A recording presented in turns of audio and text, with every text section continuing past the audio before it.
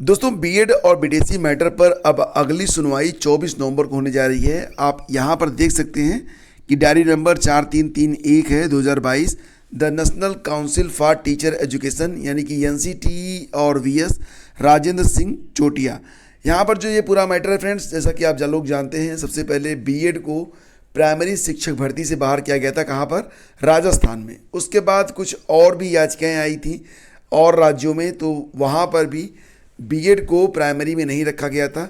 और बाद में उत्तर प्रदेश में भी हाई कोर्ट के आदेश पर जो अभ्यर्थी बीएड के आधार पर बैठे थे यूपीटीटी की प्राइमरी यानी कि लेवल 1 परीक्षा में, तो उनका जो सर्टिफिकेट था उसको भी रोक दिया गया था और अभी तक इस पर कोई फाइनल डिसीजन नहीं आ पाया है। तो यहाँ पर 24 नवंबर की डेट सभी विद्यार्थियों के लिए काफ़ी अहम हो सकती है। जैसा कि आप यहाँ पर देख रहे हैं कि 24 नवंबर को बीएड और बीटीसी मैटर पर फाइनल हियरिंग हो सकती है। तो इसके बाद ही जो बीएड का भविष्य है वो पता चलेगा। वैसे दोस्तों अगर देखा जाए तो एनसीटीई हो या फिर कोई भी स्टेट हो, जैसे कि कुछ स्टेट को छोड़ दिया जाए तो बाकी जगहों पर जो राज्य सरकारें हैं वो भी बीएड के पक्ष में ही हैं। तो उम्मीद रखिए कि आगे सब कुछ ठीक ठाक ही रहने वाला है। फिलहाल अभी पहले से पूर्वानुमान के आधार पर कोई भी बात बिल्कुल दावे के साथ नहीं की जा सकती है। और देखो एक बड़ी खबर यहाँ पर और भी निकल के आ रही है। अनुदेशक भर्ती वाला जो मैटर था, लगभग इसमें 32,022 अनुदेशक थे। इस मैटर पर सुप्रीम कोर्ट ने टिप्पणी करने से इनकार कर दिया है और मामला पुनः हाई कोर्ट को वापस कर दिया है। और हाई कोर्ट में क्या हुआ था? हाई कोर्ट में दो बार हाई कोर्ट ने सरकार से कहा था कि 2 माह के अंदर यह भर्ती पूरी की जाए। तो सरकार ने पहली बार जब हाई कोर्ट का आदेश आया था तो उस पर एक स्पेशल अपील दायर की थी, लेकिन उस अपील पर भी हाई कोर्ट ने यही कहा था कि जो 32,022 अनुदेशक भर्ती होनी है इसको 2 माह में पूरा किया जाए। तो सरकार ने इस मैटर को सुप्रीम कोर्ट में डाल दिया था और सुप्रीम कोर्ट से लगभग 3 साल के बाद डिसीजन ये आया है कि वो हाई कोर्ट के फैसले पर कोई भी टिप्पणी नहीं करेंगे। और अब ये जो मैटर है पुनः हाई कोर्ट के पाले में आ गया है। तो बेसिक शिक्षा परिषद के 45,000 से अधिक उच्च प्राथमिक स्कूलों में शारीरिक शिक्षा विषय के 32,022 अंशकालिक अनुदेशकों की भर्ती का विवाद सुप्रीम कोर्ट ने 3.25 साल बाद वापस हाई कोर्ट में भेज दिया है। 10 नवंबर के आदेश में सर्वोच्च न्यायालय ने अनुदेशक भर्ती निरस्त करने के उत्तर प्रदेश सरकार के फैसले पर कोई टिप्पणी करने से इनकार करते हुए याचिकाकर्ता को छूट दी है कि वे कोर्ट में याचिका कर सकते हैं, मतलब कि दोबारा से वो हाई कोर्ट जा सकते हैं। साथ ही हाई कोर्ट से कहा है कि पहले से लंबित याचिकाओं को जल्द से जल्द वो निपटा दें। तो मतलब ये कि अब ये जो मामला है दोबारा से हाई कोर्ट में जाएगा और हाई कोर्ट जो है वो विद्यार्थियों के यानी कि अभ्यर्थियों के पक्ष में ही 2 बार अपना डिसीजन दे चुका है। तो उम्मीद है कि इस बार भी जो डिसीजन आएगा वो अभ्यर्थियों के पक्ष में ही आएगा, मतलब ऐसा अनुमान है, क्योंकि 2 बार हाई कोर्ट ने जो बात कही है तीसरी बार तो उसको बदलेगा नहीं। तो 19 सितंबर 2016 को तत्कालीन सपा सरकार ने शारीरिक शिक्षा और खेल कूद के कुल 32,022 अंशकालिक अनुदेशकों की भर्ती प्रक्रिया शुरू की थी। इन्हें 11 महीने के लिए 7,000 रुपये प्रतिमाह मानदेय पर नियुक्ति मिलनी थी। इसके लिए 1,53,739 बीपीएड, डीपीएड और सीपीएड डिग्रीधारियों ने आवेदन किया था। लेकिन 2017 में जब सरकार बदली तो 23 मार्च 2017 को सरकार ने भर्ती प्रक्रिया पर रोक लगा दी थी। इसके खिलाफ अभ्यर्थियों ने याचिका की, जिस पर हाई कोर्ट ने 3 नवंबर 2017 को 2 महीने में भर्ती पूरी करने का आदेश दिया।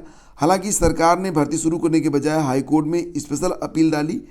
तो हाई कोर्ट ने 12 अप्रैल 2018 को सरकार की स्पेशल अपील को खारिज कर दिया और कहा कि 2 महीने में नियुक्ति की जाए।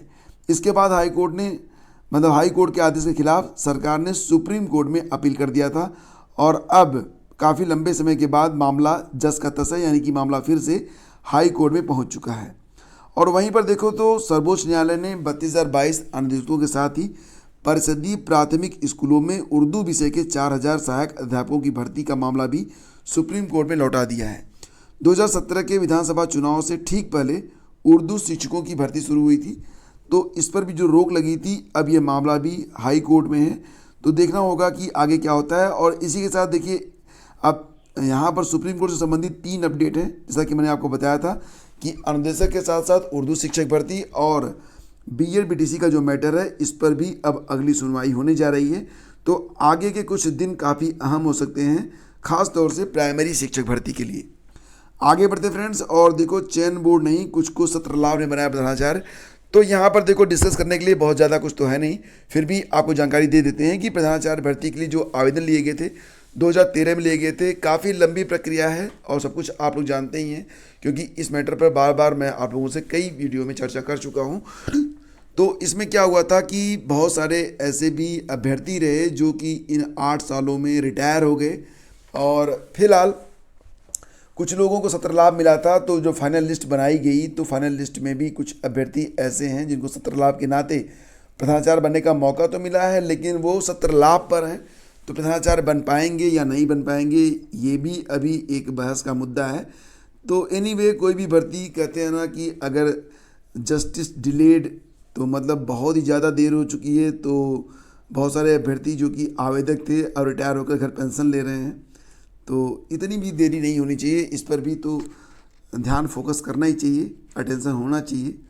और देखो यहाँ पर अगली खबर है कि APO प्री का परिणाम संशोधित, मुख्य परीक्षा टली, दिव्यांग की उप श्रेणी LV के स्थान पर OL में घोषित किया गया था परिणाम, मुख्य परीक्षा 9 और 10 जनवरी को। तो यहाँ पर ये खबर है कि UPPSC सहायक अभियोजन अधिकारी प्री परीक्षा 2022 का परिणाम बुधवार को रिवाइज किया गया है।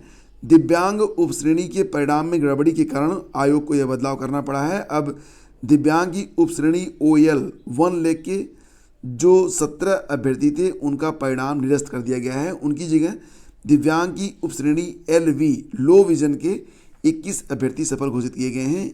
और इस संशोधन के चलते 4 और 5 दिसंबर को होने वाली मुख्य परीक्षा टल गई है। अब मुख्य परीक्षा 9 और 10 जनवरी को कराई जाएगी। तो ये भी एक अपडेट है। अभी हाल ही में आपने देखा होगा कि नवंबर में ही 2 और परीक्षाओं के जो रिजल्ट थे वो बदले गए थे। तो इसमें तो एक AE का परिणाम बदला गया था और दूसरा आपको पता ही होगा कि सहायक वन संरक्षक और क्षेत्रीय वन अधिकारी का जो परिणाम था वो भी बदला गया था। और सब इंस्पेक्टर की जो संभावित उत्तर कुंजी है वो भी आज SSC जारी कर सकता है। तो ये भी एक यहाँ पर अपडेट है।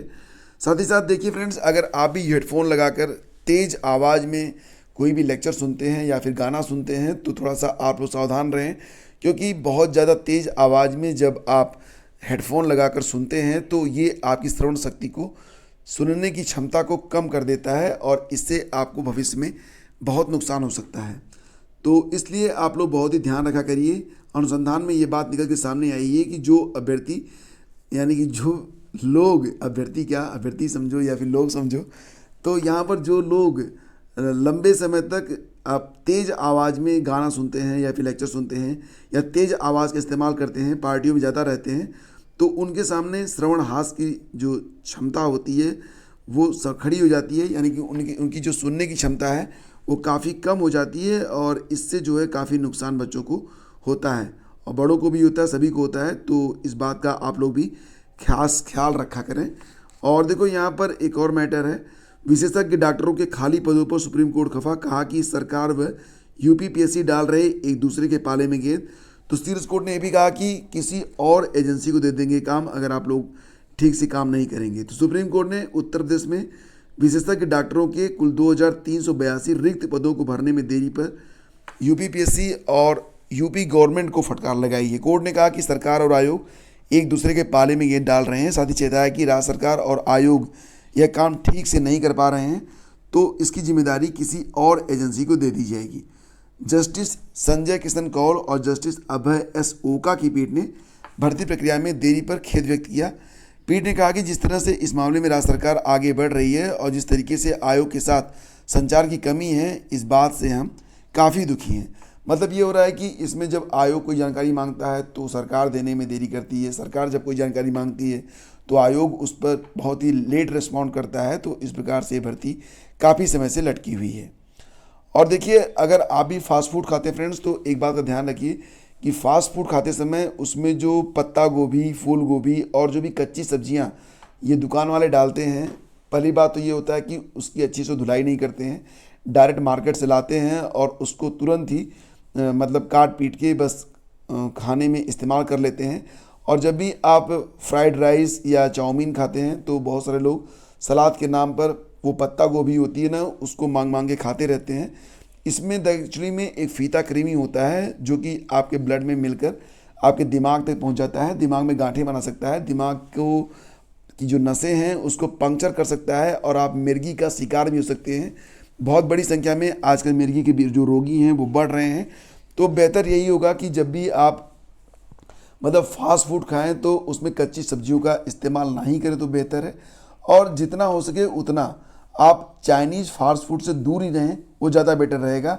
अगर खाना ही आपको मान लेते हैं कि मजबूरी बनी जाती है कि चलो यार मतलब भूख लगी है कुछ तो खाएं, तो उसके लिए बेहतर होगा कि आप किसी दुकान पर जाएं जहां पर साफ़ सुथरे तरीके से समोसे वगैरह बनते हो। मतलब कच्ची सब्जियों का इस्तेमाल करने से बचें और चाइनीज़ फूड का इस्तेमाल ना करें, क्योंकि चाइनीज़ फूड में एक जो उसमें कुछ मसाले डाले जाते हैं वो आपके स्वास्थ्य के लिए बहुत ही हार्मफुल होते हैं।